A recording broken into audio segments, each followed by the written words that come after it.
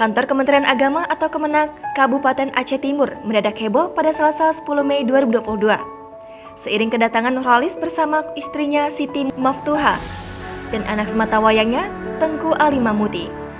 Seperti dilansir dari situs Kemenak, mereka datang dengan membawa banyak sekali uang logam receh serta uang kertas pecahan 1000-an dan 2000-an untuk mendaftar haji.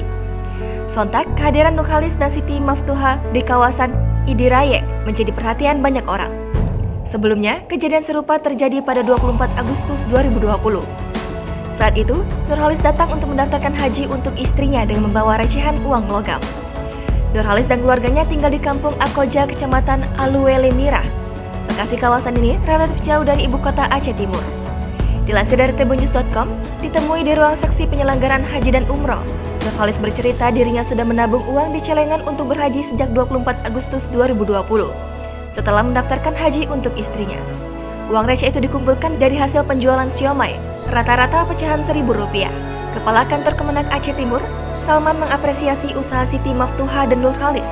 Salman berharap kesungguhan pasangan suami istri ini bisa menyemangati warga dan kaum muda untuk menabung dan mendaftar haji. Setelah menyelesaikan proses administrasi, Siti Maftuha menyerahkan uang kepada petugas bank penerima setoran atau BPS.